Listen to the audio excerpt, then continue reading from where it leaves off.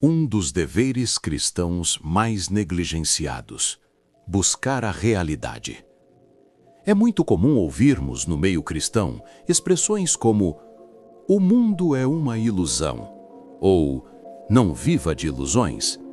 Geralmente essas frases são associadas à prática do pecado, ao afastamento de Deus ou à vida mundana.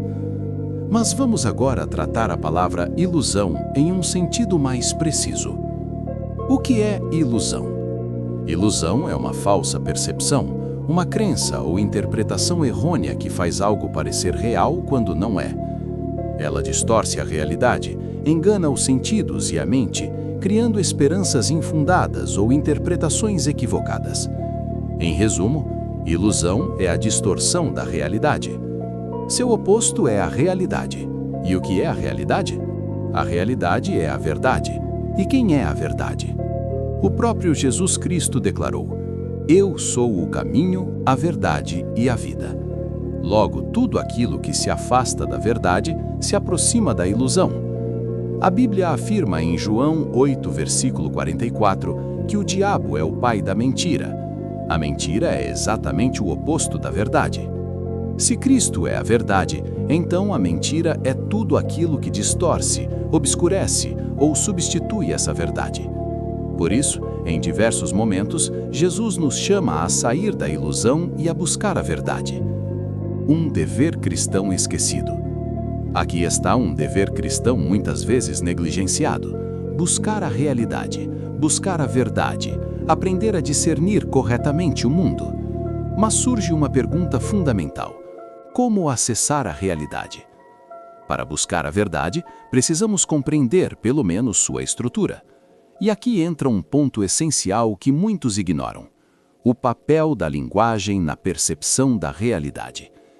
Quem percebe melhor a realidade? Quem domina a linguagem ou quem não domina? A resposta é evidente. A linguagem é o instrumento pelo qual interpretamos o mundo. Quem não domina as palavras não domina os conceitos. E quem não domina os conceitos não compreende a realidade. Por isso, estudar a própria língua é um dever cristão. Quanto maior seu domínio da linguagem, maior sua capacidade de interpretação, maior seu discernimento, maior sua aproximação da realidade. É uma ferramenta espiritual e intelectual. E ainda assim, é espantosa a falta de ênfase que se dá a isso no meio cristão. Conhecimento. Não existe conhecimento falso. Se é falso, não é conhecimento, é ilusão. Portanto, conhecimento, realidade e verdade são dimensões inseparáveis. Estão intrinsecamente ligados. Buscar conhecimento é, portanto, um ato espiritual. Uma armadilha é a ilusão semântica das palavras. Quando o cristão não domina a linguagem, ele passa a viver de palavras mal compreendidas, slogans, frases prontas ou interpretações superficiais. E é aqui que surge uma das maiores ilusões do nosso tempo: compreender o mundo apenas pela aparência das palavras, sem entender sua carga semântica real. Um exemplo prático: a palavra socialismo. Muitos entendem socialismo como ajudar os pobres, dividir riquezas e ser solidário. Mas essa é uma leitura superficial da palavra. Em sua base filosófica marxista, o socialismo afirma que a realidade é apenas material. As relações econômicas explicam a vida humana e a história é movida pela luta de classes. Perceba a contradição. A realidade para o cristão é Deus. A realidade é a verdade revelada em Cristo. O socialismo, em sua forma clássica, nega essa base espiritual e reduz a existência à méria. Além disso, historicamente, diversos regimes socialistas reprimiram a fé, perseguiram cristãos, colocaram o Estado como autoridade suprema, o que entra em choque direto com o princípio cristão de que Deus é a autoridade máxima. Muitos cristãos apoiam ideias socialistas porque confundem amor ao próximo com coletivismo estatal, confundem caridade cristã com intervenção forçada do Estado. Mas isso é uma confusão semântica. Caridade cristã é voluntária, motivada pelo amor, orientada por Deus. Coletivismo estatal é coercitivo, impessoal e centrado no poder político. são coisas distintas. Diante disso, um princípio deve ser estabelecido. Nem toda ideia que fala de justiça é justa. Nem toda palavra bonita é verdadeira. Nem toda proposta bem-intencionada está alinhada com a realidade. O cristão não deve julgar as coisas pelo nome que recebem, mas pela sua essência, fundamento e consequências. Se você deseja amar a Deus de todo o coração, amar a Deus com toda a alma, amar a Deus com todo o entendimento, então há um caminho inevitável. Estude a palavra, estude a linguagem, estude a realidade. Ore a Deus e peça entendimento, discernimento e sabedoria, para que você não viva em um mundo de ilusões, mas em um relacionamento real com a verdade. Fugir do pecado é necessário, mas fugir da ignorância também é, porque a ignorância é uma das portas mais escancaradas e perigosas para a ilusão, para a mentira, para o pecado. Olá e bem-vindos! Hoje a gente tem um material que, olha, me pegou de surpresa. A ideia central é que, para um cristão, buscar a realidade não é só uma opção filosófica, é um dever espiritual. E o texto que a gente vai analisar explora essa tensão, sabe? Entre o que ele chama de ilusão e verdade, mas de um jeito que conecta a fé com o rigor intelectual, quase acadêmico, né? Nossa missão aqui é tentar desvendar como essa fonte costura tudo isso. A nossa percepção do mundo, o domínio da linguagem e a busca pelo conhecimento. E trata tudo isso como pilar de uma vida espiritual autêntica. É uma premissa muito forte, sem dúvida. E para a gente entender a profundidade disso, precisamos começar pela base que o texto constrói. Ele é bem direto. Ilusão, para o autor, é qualquer percepção distorcida da realidade. Algo que engana a mente. Simples assim. E do outro lado, a realidade é colocada como sinônimo de verdade. O ponto de partida teológico de todo o argumento é aquela citação bem conhecida de Jesus em João 14,6. Eu sou o caminho, a verdade e a vida. A partir daí, a lógica do autor é implacável. Se Cristo é a verdade, qualquer desvio da verdade é um passo na direção da ilusão. Certo, mas a ideia de que buscar a verdade é um dever cristão não é exatamente nova. Só que o texto usa um termo forte, ele fala em dever cristão esquecido. O que tem de tão esquecido nisso? Ele está sugerindo que existe um tipo de negligência intelectual? Exatamente. É bem por aí. O que o autor parece argumentar é que esse dever foi reduzido a uma coisa puramente moral, sabe? Evitar mentir, ser honesto, e a dimensão intelectual ficou de lado. O dever esquecido é essa busca ativa por clareza, por um discernimento correto do mundo. É a obrigação de não se contentar com uma visão embaçada, confusa. A fonte insiste que uma fé forte exige uma mente afiada. E isso, claro, leva a gente para a questão mais prática de todas, que o próprio texto levanta. Ok, mas como se faz isso? Como a gente acessa essa realidade? E eu imagino que a resposta não seja algo simples como ore mais, né? Embora isso possa fazer parte. O texto aponta para uma ferramenta mais inesperada. Muito mais. E é aqui que a coisa começa a ficar assim contraintuitiva para muita gente. A principal ferramenta para acessar e compreender a realidade, segundo o texto, é a linguagem. Peraí. Linguagem. Como assim? Então, o que a fonte está dizendo é que sentar para estudar gramática ou expandir o vocabulário é, na prática, uma disciplina espiritual, quase no mesmo nível da oração. É uma ideia bem radical. É radical, mas a lógica interna do argumento é bem direta. O autor defende o seguinte: palavras são os tijolos dos nossos pensamentos, dos nossos conceitos.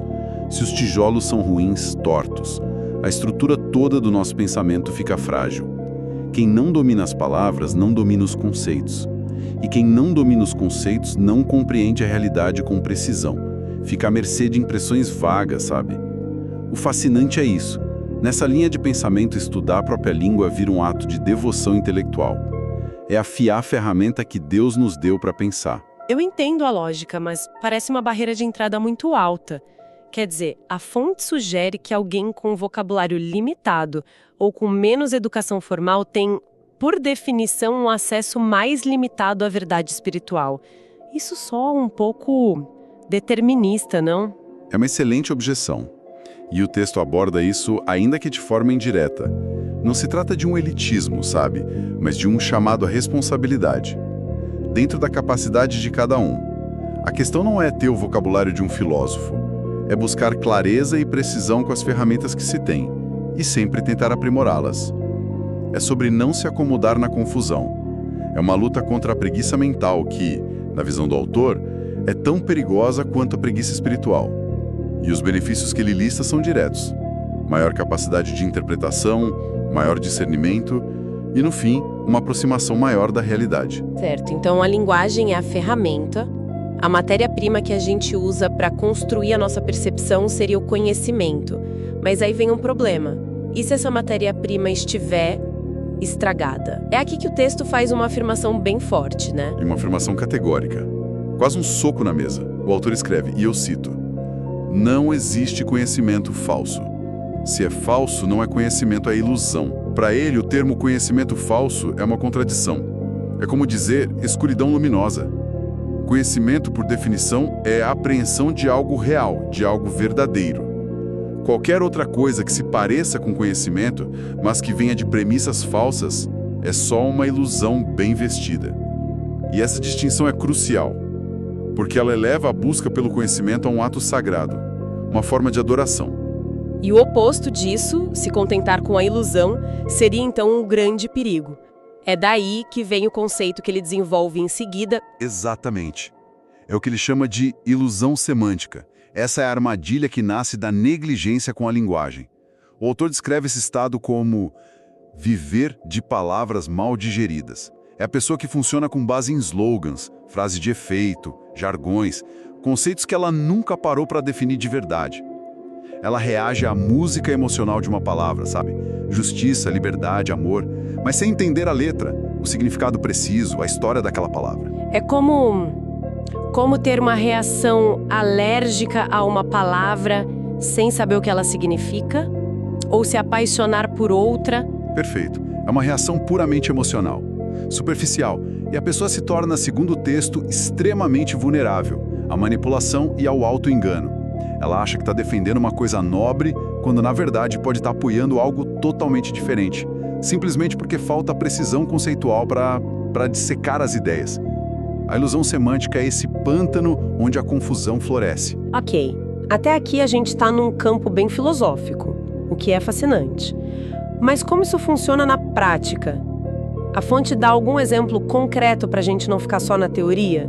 Porque é fácil falar de ilusão semântica, mas eu quero ver isso aplicado a uma palavra do mundo real. Sim, ele dá. E o exemplo é denso e, sem dúvida, polêmico. A palavra que ele escolhe para analisar é socialismo. E é fundamental, antes da gente entrar nisso, reforçar que estamos explorando o raciocínio da fonte, ok? Nosso papel aqui é entender a análise que o autor faz, não é endossar ou refutar. Combinado. O foco é no método de análise dele. Como ele começa? Ele começa justamente pela música da palavra, pela interpretação superficial que ele diz ser comum. Muitas pessoas, segundo ele, ouvem socialismo e associam na hora a um conjunto de ideias positivas. Ajudar os pobres, promover a igualdade, dividir riquezas. Conceitos que, isoladamente, soam muito alinhados com valores cristãos, né? De caridade e justiça. E é aí, segundo o autor, que a armadilha da ilusão semântica se arma. Porque a pessoa para na superfície, na emoção que a palavra provoca sem investigar os fundamentos. Exato. O texto, então, propõe um aprofundamento. Ele contrapõe essa visão superficial com o que ele descreve como a base filosófica do socialismo, especificamente na vertente marxista clássica. A análise da fonte destaca 3 pilares filosóficos. Primeiro, um materialismo estrito. A realidade é só e exclusivamente matéria. Não existe dimensão espiritual. Segundo, o determinismo econômico. A ideia de que tudo, cultura, religião, moral, tudo se explica pelas relações de produção. E terceiro, a visão da história como um motor movido pela luta de classes. Ok, e a partir dessa descrição, ele traça a incompatibilidade com a visão de mundo cristã? Então, o ponto do autor não é sobre a política econômica em si, mas sobre a fundação filosófica que ele enxerga por trás da ideologia? Precisamente. O argumento que ele constrói aponta para o que ele vê como uma contradição impossível de resolver. Para a visão cristã, a realidade última não é material, é Deus, que é espírito. A vida humana não é determinada pela economia, mas pela relação com esse Criador. E a história não é sobre luta de classes, mas sobre um plano de redenção. Na visão do autor, são duas concepções de realidade opostas, irreconciliáveis. O materialismo de uma nega o teísmo da outra.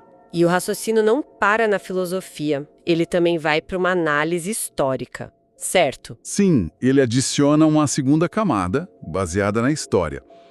O texto alega que, na prática, vários regimes que se declararam socialistas ao longo do século XX implementaram políticas de repressão à fé e, de forma crucial, posicionaram o Estado como autoridade suprema absoluta. Isso, para o autor, entra em conflito direto com o princípio cristão da soberania de Deus, a ideia de que nenhuma autoridade terrena está acima de Deus. Entendi. Então, com base nisso, o texto conclui que existe uma confusão semântica perigosa. Ele argumenta que uma pessoa pode, com a melhor das intenções, apoiar uma ideia baseada na sua música de ajuda aos pobres, sem perceber que a letra, a filosofia e as consequências, segundo a análise da fonte, pode estar em total oposição aos seus próprios valores. É isso? Exatamente essa a distinção que ele faz. O texto diferencia radicalmente o que ele chama de caridade cristã do coletivismo estatal. A primeira, na descrição dele, é voluntária, pessoal, nasce do amor individual, orientada por um chamado divino. A segunda, na visão apresentada, é coercitiva, baseada na força da lei impessoal e centrada no poder político. Ele argumenta que, embora ambas possam usar a palavra justiça, operam com lógicas e fundamentos opostos. A confusão acontece quando não se vê essa diferença de essência por trás do rótulo. Certo, esse é um exemplo bem denso. Mas essa ideia de ilusão semântica não para aí, né? Fico pensando em outras palavras que caem nessa mesma armadilha. A fonte dá a entender que isso se aplica a muitas outras áreas. Com certeza. Embora o texto se aprofunde nesse exemplo, ele deixa claro que é só um estudo de caso. O princípio é universal. A gente pode aplicar essa mesma lente a inúmeras outras palavras. Pense em tolerância, por exemplo. Para uma pessoa, pode significar respeitar o direito de quem discorda de mim. Para outra, pode ser aceitar todas as ideias como igualmente válidas, o que é algo bem diferente. Ou a palavra amor. Pode ir de um sentimento romântico até o conceito cristão de ágape, que é um amor sacrificial, uma decisão da vontade. O mesmo vale para liberdade, justiça, empoderamento. São palavras carregadas, mas que muitas vezes são usadas de formas tão distintas que as pessoas acabam falando coisas opostas usando o mesmo termo. Isso torna qualquer diálogo profundo quase impossível se as pessoas não pararem primeiro para definir seus termos. É um chamado para sermos mais exigentes. Exigentes e precisos. É por isso que o texto termina com um princípio geral para o discernimento. A recomendação final que ele oferece é: não julgue uma ideia ou um movimento pelo nome que usa. Julgue por sua essência, por seus fundamentos e por suas consequências. O autor até usa uma frase de efeito para cravar a ideia. Nem toda ideia que fala de justiça é justa. Nem toda palavra bonita é verdadeira. É um convite para uma análise mais profunda, que vai além dos slogans. Então, o que tudo isso significa? Para onde essa análise toda nos leva no final das contas? Ela nos leva de volta ao começo, mas com uma compreensão mais profunda. O texto conecta tudo isso ao grande mandamento de amar a Deus, não só com o coração, mas com todo o entendimento. E o autor argumenta que, para cumprir essa parte, o caminho é inescapável, o estudo. Estudar a palavra, claro, mas também a linguagem que a gente usa para pensar sobre o mundo. Estudar a realidade em si. É um chamado para que a fé não seja cega, mas uma fé de olhos bem abertos, que enxerga, que discerne. A conclusão da fonte é poderosa. Fugir da ignorância é tão necessário quanto fugir do pecado, porque a ignorância é uma porta larga para a ilusão. Uma fé de olhos bem abertos. Gostei disso. A jornada que a gente fez hoje, seguindo o raciocínio desse material, foi uma defesa de que a fé exige rigor intelectual, piedade e inteligência não como opostos, mas como parceiros. E a linguagem como a ferramenta que nos permite discernir o real do aparente. Essa conversa toda me deixa pensando no futuro. É um bom gancho, porque se a gente concorda com a premissa do autor, de que a linguagem é a ferramenta primária para entender a realidade, isso nos deixa com uma questão provocadora. E qual seria? Bem, como a gente aplica esses mesmos princípios de discernimento a novas realidades que são, por natureza, construídas? Pense nos mundos virtuais, no metaverso, nas nossas interações com inteligências artificiais. Esses ambientes estão desenvolvendo suas próprias linguagens, suas próprias regras, sua própria semântica, e numa velocidade assustadora.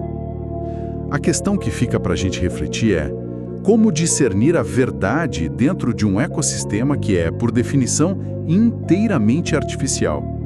Se a ilusão semântica já é um desafio no mundo que a gente chama de real, quais são os novos níveis desse desafio numa realidade sintética? É algo para se pensar. A gente já parou para pensar no poder que as palavras têm de fato, moldar a nossa realidade? Pois é, hoje a gente vai mergulhar numa ideia bem provocadora.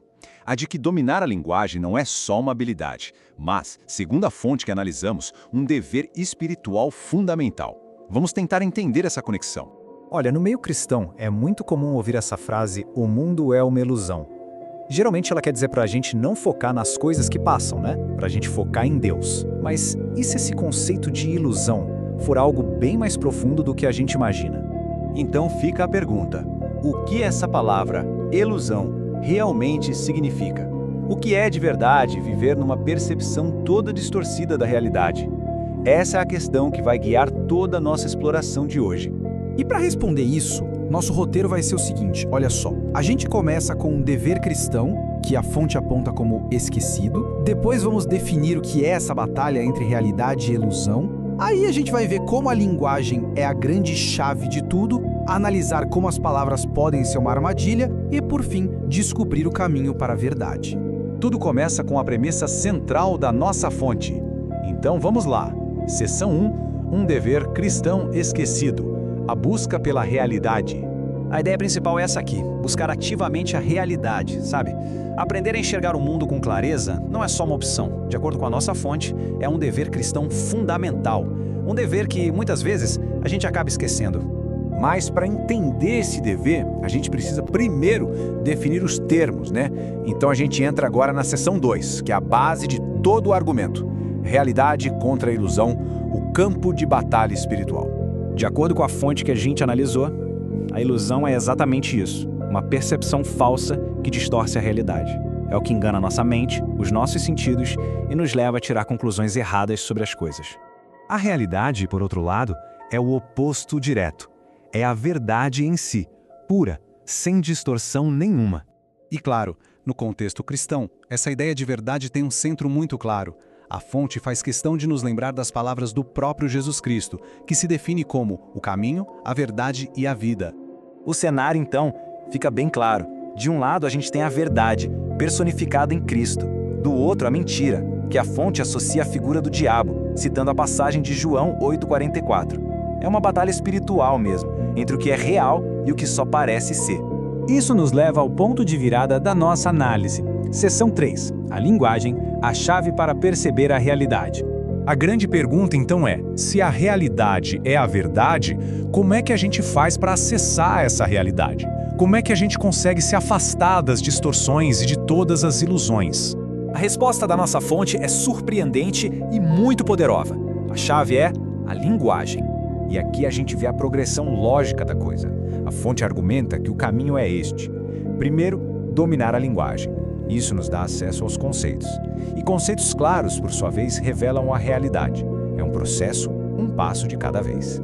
Os benefícios diretos disso são muito claros. Dominar a linguagem não é só um exercício intelectual, sabe? É uma ferramenta espiritual. Melhora a nossa capacidade de interpretação, aprofunda o nosso discernimento e, no fim das contas, nos aproxima da realidade. Mas se a linguagem é a chave, ela também pode ser uma armadilha. E das grandes. É aí que a gente entra na seção 4. A armadilha das palavras e o perigo da ilusão semântica. Para ilustrar essa ilusão das palavras, a fonte que a gente analisou usa um exemplo bem prático, a palavra socialismo. Na superfície, como a gente vê aqui, a palavra é associada a ideias como ajudar os pobres, dividir riquezas, ser solidário. No entanto, a análise da fonte nos convida a olhar mais fundo, a ir lá na base filosófica da coisa. E lá, o termo socialismo é associado a uma visão de mundo puramente material e a luta de classes como um motor da história. Conceitos que, segundo o autor, entram em conflito direto com a fé cristã. Essa tabela aqui detalha bem a distinção. A fonte argumenta que o que acontece é uma confusão entre caridade cristã e coletivismo estatal. Olha só a diferença na natureza. Uma é voluntária, a outra é coerciva. Na motivação, uma é motivada pelo amor, a outra é impessoal. E no foco, uma é orientada por Deus, a outra é centrada no poder político. São mundos bem diferentes por trás de aparências que podem parecer semelhantes. Portanto, o ponto crucial é este. O chamado é para julgar as ideias não pelo nome que elas recebem ou pela sua aparência, mas pela sua essência, pelos seus fundamentos e pelas suas consequências reais. Isso tudo nos leva à seção final, que é aquela que transforma a análise em ação prática. O caminho para a verdade. Então, qual é o caminho para a verdade? A fonte propõe essa jornada de 3 partes, que une fé e intelecto. Estudar a palavra como fundamento, estudar a linguagem como ferramenta e estudar a realidade como o campo de aplicação. Como o slide mostra, os 3 são inseparáveis. E esse estudo intelectual é complementado pela dimensão espiritual. O chamado também é para a oração, pedindo a Deus por entendimento, por discernimento e por sabedoria. A busca pelo conhecimento se torna, assim, um verdadeiro ato de devoção. E a reflexão final da nossa fonte é esta imagem poderosa. Fugir do pecado é essencial, claro, mas fugir da ignorância é igualmente crucial. Por quê? Porque, como a gente viu, a ignorância é uma das portas mais perigosas e mais largas para a ilusão. É uma ideia que fica para nossa reflexão. Bem-vindos ao nosso encontro de perspectivas. O nosso ponto de partida hoje é um texto que toca num nervo exposto, um que fala sobre um dever cristão que a gente talvez esqueça, o de buscar a realidade, a verdade, e se opor de todas as formas à ilusão. O argumento central do material é que a nossa principal ferramenta para isso é a linguagem. Entender o que as palavras realmente significam, sabe? É o primeiro passo para entender o mundo. E isso nos joga direto na nossa questão de hoje. Se a gente levar a sério esse dever de discernimento, essa busca pela verdade através dos conceitos, isso nos força a concluir que existe uma incompatibilidade fundamental entre a fé cristã e certas ideologias, especificamente o socialismo. Eu vou defender a posição de que sim, o texto acerta em cheio ao mostrar que uma análise honesta revela um conflito de essência entre o cristianismo e o socialismo. Eu vou por um caminho diferente. Vou argumentar que, embora o princípio do texto, o dever de buscar a verdade, seja absolutamente correto e necessário, a sua aplicação ao socialismo como um todo é uma conclusão, digamos, apressada. É uma simplificação que ignora tanto a complexidade do pensamento social cristão quanto as múltiplas faces do próprio termo socialismo. Bom, para mim a tese do material é um alicerce. A vida cristã é uma busca pela realidade. E a realidade última é a verdade, que o texto identifica com Cristo.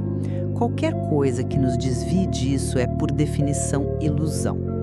E o ponto que eu acho genial no texto é mostrar que a ponte entre nós e a realidade é a linguagem.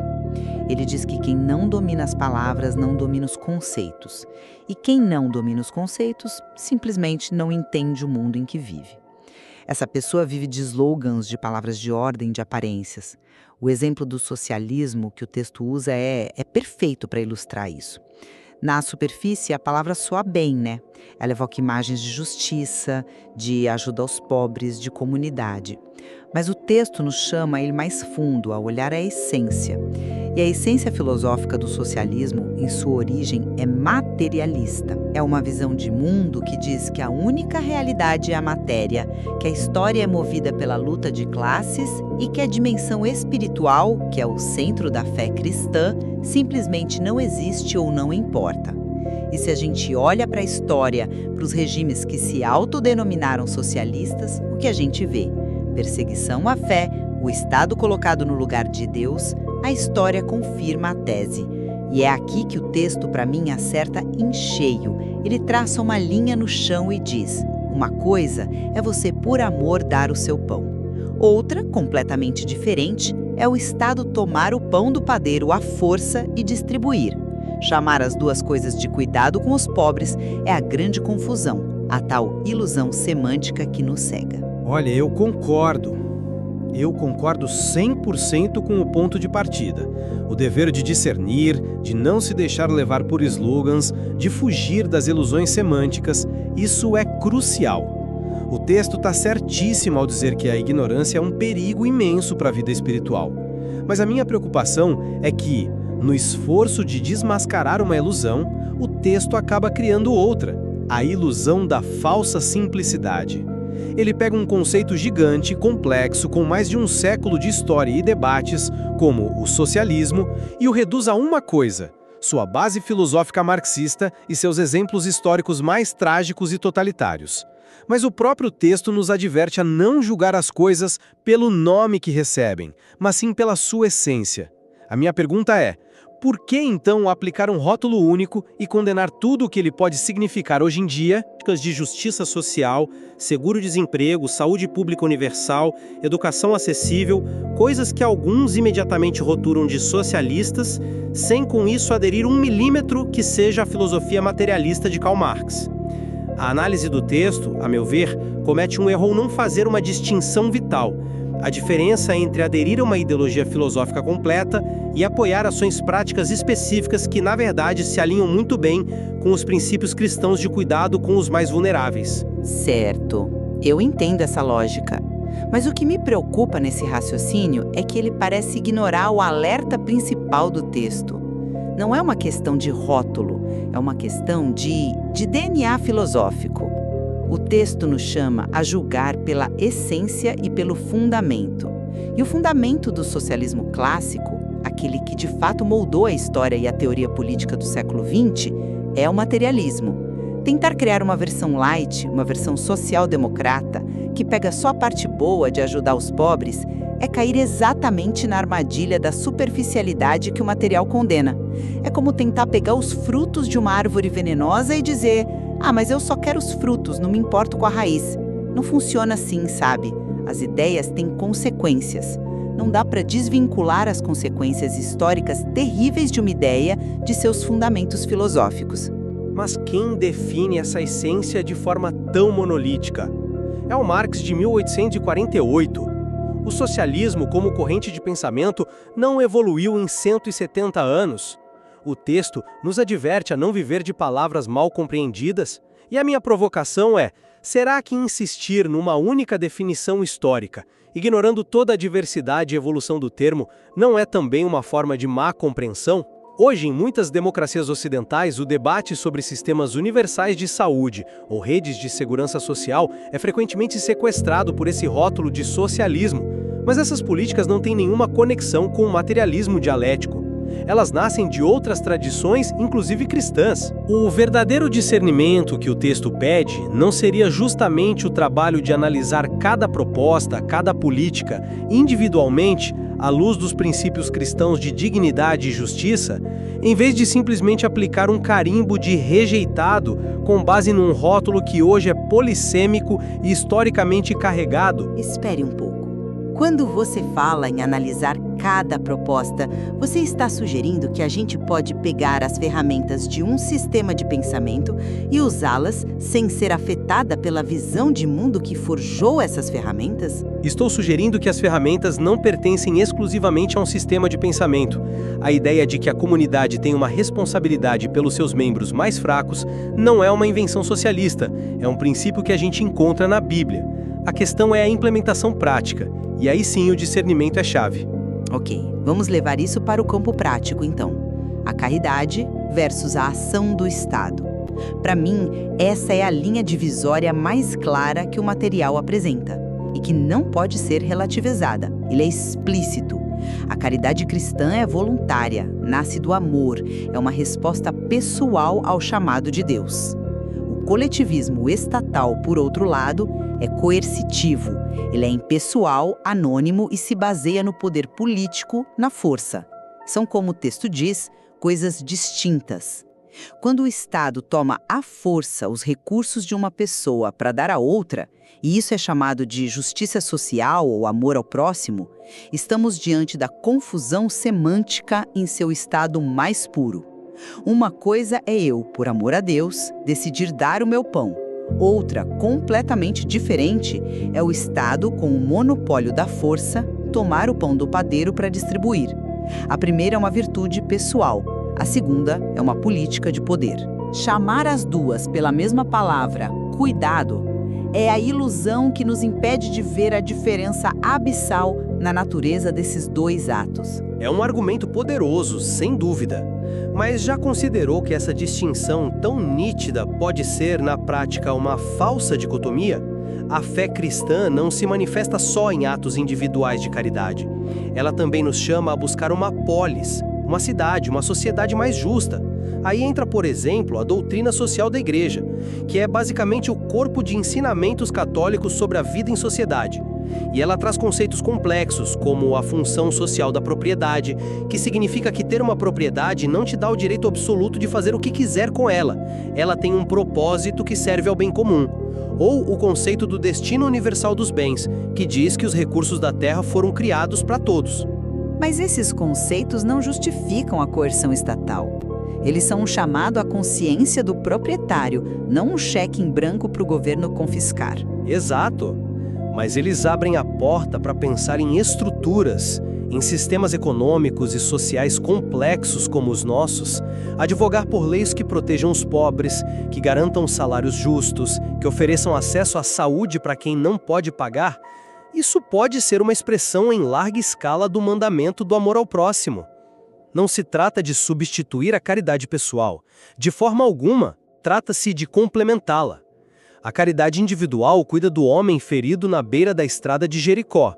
A busca pela justiça social tenta consertar a estrada, colocar policiamento, iluminação, para que menos pessoas sejam assaltadas e feridas em primeiro lugar. Ambas são expressões válidas e necessárias da fé. Dizer que a fé só pode atuar no nível individual é, a meu ver, limitar o seu poder transformador sobre a sociedade. Claro que a fé tem algo a dizer sobre estruturas.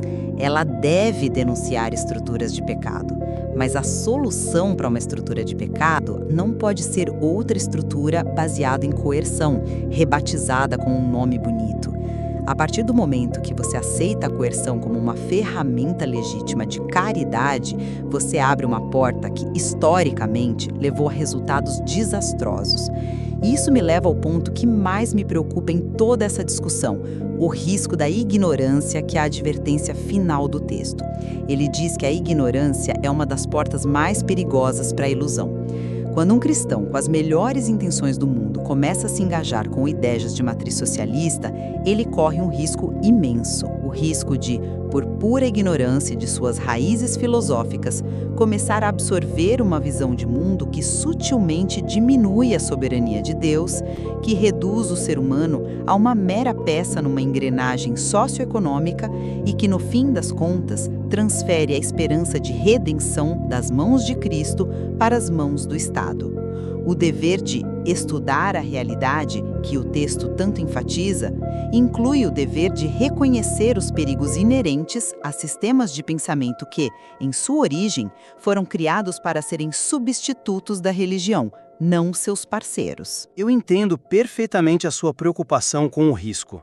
Mas eu pergunto, a verdadeira ignorância a ser temida não seria o medo?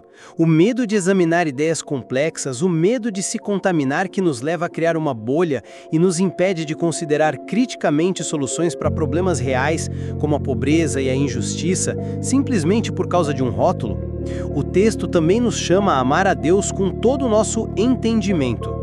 Um estudo honesto da realidade exige lidar com a complexidade, com as zonas cinzentas. O discernimento cristão, para mim, não é um escudo para nos proteger do mundo, mas uma bússola para navegar nele. Ele deveria nos capacitar a fazer exatamente o que o apóstolo Paulo nos ensina. Examina aí tudo e retém o que é bom. Isso implica a tarefa difícil de separar o joio do trigo dentro de qualquer sistema de ideias, em vez de nos levar a descartar campos inteiros de pensamento político sem uma análise cuidadosa. A tarefa do entendimento não é criar zonas proibidas para o pensamento, mas nos dar as ferramentas para caminhar em terrenos difíceis com sabedoria e, acima de tudo, fidelidade à verdade. O maior risco não é o engajamento, mas a omissão por medo. Olha, depois dessa nossa conversa, eu continuo com a minha posição, talvez até com mais convicção. Os princípios que o material estabelece, a busca pela verdade, o domínio da linguagem, o entendimento profundo dos conceitos, me levam a uma conclusão lógica e, eu diria, prudente. A essência filosófica materialista e o registro histórico de ideologias como o socialismo apresentam conflitos que são, sim, intransponíveis com a fé cristã. E a distinção que o texto faz entre a caridade voluntária, que brota da fé e do amor, e a ação coercitiva do Estado, que brota do poder político, para mim permanece como um ponto central e irredutível. Ignorar essa diferença fundamental é ceder à ilusão semântica que o material tão bem descreve e nos alerta a evitar. E da minha parte, eu mantenho que, embora o dever de discernir seja absolutamente inegociável, sua aplicação exige muito mais nuance do que uma rejeição categórica baseada em rótulos.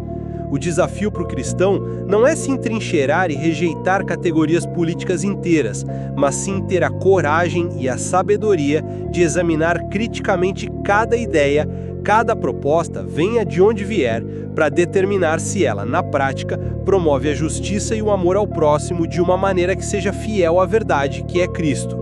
O verdadeiro discernimento nos equipa para o engajamento inteligente e fiel com o mundo, não para uma fuga dele.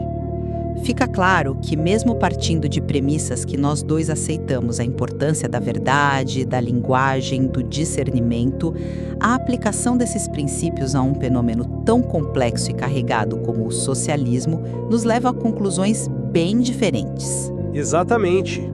E talvez a grande lição aqui seja que o chamado do texto para estudar a realidade e dominar os conceitos não é um convite para encontrar respostas fáceis.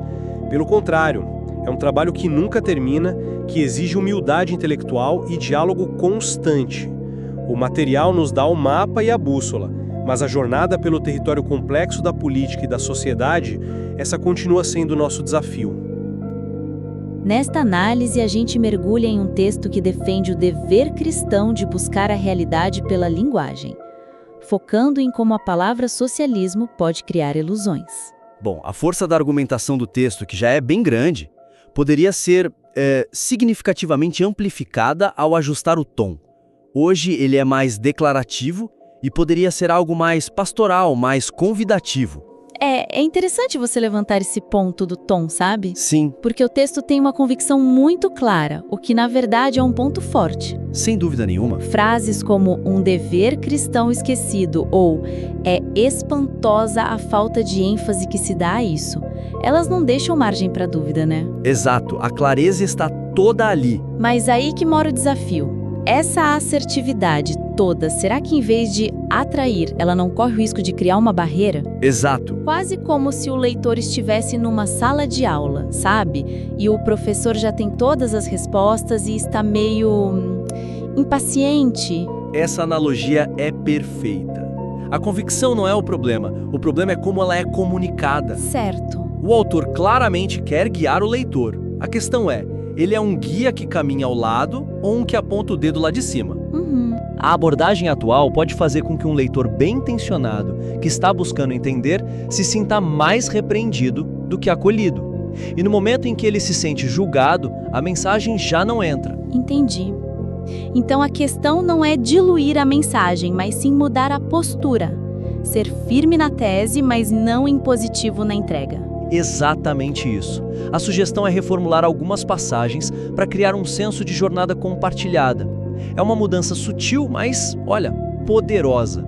É mudar de vocês precisam entender isso para vamos explorar isso juntos. Totalmente. Deixa de ser uma recepção passiva de ordens e vira uma descoberta ativa. Um processo que autor e leitor fazem juntos. Certo. Vamos pegar um exemplo prático do texto. A frase "é espantosa a falta de ênfase". Ela é crítica, estabelece uma distância. Como a gente poderia reformular isso? A gente poderia transformar essa afirmação numa pergunta que convida à reflexão. Tipo? Algo como: isso nos leva a uma pergunta intrigante. Por que, em nossas comunidades, essa ferramenta tão poderosa da linguagem parece, por vezes, ficar em segundo plano? Gosto. A crítica ainda está ali implícita. Mas agora ela é um ponto de partida para uma investigação, não um julgamento final. O leitor é convidado a pensar junto. É verdade. Por que será que a gente não dá tanta atenção a isso? Uma pergunta desarma resistência, né? E a gente pode aplicar essa mesma lógica no final do texto. A chamada para ação hoje é bem direta. Estude. É um comando. É claro, é direto, mas pode soar um pouco frio. Exato. E depois de construir essa jornada, uma ordem pode quebrar o clima. A chamada ação pode ser o ápice dessa parceria. Em vez de um comando, um convite. Certo. Poderíamos tentar algo como: diante desse cenário, o caminho que se abre para nós não é o da ansiedade, mas o do estudo diligente. Um convite para aprofundarmos nosso entendimento. Não como um fardo, mas como um meio de fortalecer nossa fé. Sim, a mudança é sutil, mas o impacto é enorme. Passa de obrigação para oportunidade. Isso transforma um dever em privilégio. E com isso, o autor não perde autoridade. Pelo contrário, ele ganha a confiança do leitor, que passa a vê-lo como um aliado. Sente que está sendo levado para uma agenda muito específica. O que nos leva à segunda área. O foco exclusivo no exemplo do socialismo, embora poderoso, pode limitar a percepção de que o argumento é universal. Sim, o argumento central sobre a ilusão semântica é brilhante, universal. Mas, ao canalizar toda a aplicação prática para um único exemplo, e um exemplo tão polarizador... É um risco. Um risco enorme. O risco de ser encaixotado. O leitor pode pensar: entendi, isso não é um texto sobre linguagem e verdade, é só mais um texto contra o socialismo. E pronto. E esse rótulo é fatal para a tese principal. Se um leitor, por qualquer motivo, tem uma visão política diferente ou simplesmente está cansado desse debate, ele pode descartar o texto inteiro. E aí o exemplo, que deveria servir à tese, acaba ofuscando a tese. Precisamente. É um paradoxo. A profundidade da análise sobre o socialismo se torna, ironicamente, uma fraqueza para o alcance geral do texto. Então, como a gente pode blindar essa tese principal? A estratégia é demonstrar a amplitude do problema antes de aprofundar no exemplo principal.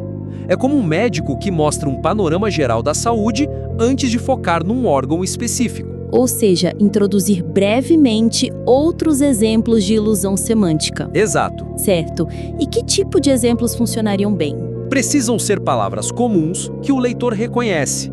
Por exemplo, a palavra tolerância. Boa. É um termo visto como positivo, mas a gente pode explorar brevemente como ela pode significar tanto o respeito por quem pensa diferente, que é um pilar, quanto uma forma de indiferença moral, a ideia de que tudo tem o mesmo valor. Isso é ótimo, porque atinge o leitor no dia a dia. Outra palavra que me vem à mente é amor próprio. Também, um verdadeiro campo minado. De um lado pode ser uma autoestima saudável, o reconhecimento de que somos imagem e semelhança de Deus. Do outro pode ser só um eufemismo para o egocentrismo, para o narcisismo que a cultura promove, né? Perfeito. Ao apresentar um ou dois exemplos assim de forma bem concisa, o autor consegue duas coisas muito importantes. Quais? Primeiro, ele mostra que a preocupação dele é com a verdade num sentido amplo, não só com uma batalha política. E segundo, ele prepara o leitor. Prepara o terreno. Isso. Quando o exemplo do socialismo finalmente aparece, o leitor já foi convencido do problema geral. Ele pensa: ok, já vi como isso funciona com tolerância e amor próprio. Agora quero ver essa análise aplicada a um caso mais complexo. Só por discordância política. E essa preparação do terreno me parece crucial para a forma como as sessões se conectam, ou, no caso, como elas não se conectam também. Exato. Essa falta de conexão é o nosso terceiro e último ponto. A transição do conceito abstrato da linguagem, por exemplo, prático do socialismo, poderia ser bem mais suave. Sim, lendo o texto, a sensação é de um salto meio abrupto. Sim. A gente está numa discussão filosófica e, de repente, na sessão seguinte, uma armadilha é a ilusão semântica, somos jogados direto na análise do socialismo. Falta uma ponte ali, né? Com a única função de ligar a teoria à prática, explicando por que essa discussão é tão urgente agora e por que o exemplo do socialismo foi escolhido. E o que teria nesse Parágrafo. Qual seria a arquitetura dele? Ele começaria contextualizando o problema no nosso tempo. Mencionaria a velocidade da informação, o poder dos slogans das redes sociais. Como ideias complexas são achatadas em rótulos. Isso estabeleceria a relevância imediata do que foi discutido.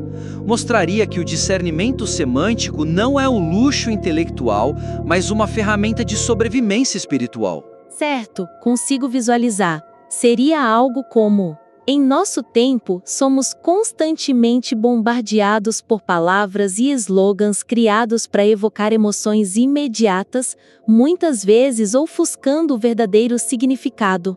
Isso. Ideologias inteiras são vendidas sob um rótulo atraente. Por isso, a habilidade de dissecar o que as palavras realmente querem dizer se torna crucial. Exatamente. E aí, na segunda metade, você justifica a escolha do exemplo. Mostra que não foi uma escolha aleatória. Certo. Dando continuidade, para ilustrar a profundidade desse desafio, vamos analisar um caso complexo e central nos debates atuais. A palavra socialismo. Perfeito. É um termo que carrega camadas de história, filosofia e consequências práticas, muitas vezes ocultas sob uma aparência de justiça social. Tornando-se um estudo de caso perfeito para nosso exercício de discernimento. Sim. Essa ponte faz toda a diferença. Ela não só suaviza a leitura, mas reforça a autoridade do autor. Mostra que ele tem um plano que está guiando o leitor com cuidado. E se conecta perfeitamente com a ideia da jornada compartilhada que a gente falou lá no início. Para a gente resumir, então, o argumento central do texto é muito sólido, muito necessário. Nossas sugestões visam potencializar o alcance dele. A primeira é calibrar o tom. Isso, sair do professoral para o pastoral, convidando o leitor a uma descoberta conjunta. A segunda é ampliar o leque de exemplos, talvez com tolerância ou amor próprio antes do socialismo, para mostrar que a tese é universal. O que fortalece o argumento principal e o protege de ser visto como só uma crítica política. E, por fim, construir essa ponte mais explícita entre a teoria e a prática. Um parágrafo de transição que contextualiza o tema e justifica a escolha do exemplo. São ajustes que, a meu ver, podem transformar um texto que já é muito forte em um material ainda mais impactante. Capaz não só de informar, mas de formar o leitor, sabe? Equipando-o com uma ferramenta de discernimento para a vida. A paixão e a clareza do autor já estão lá, que é a parte mais difícil. Com certeza. Então a gente encoraja você a explorar essas ideias e ver como elas se alinham com a sua visão. E quando uma nova versão estiver tomando forma, seria um prazer recebê-la de volta. Estamos ansiosos para acompanhar a evolução deste trabalho tão importante.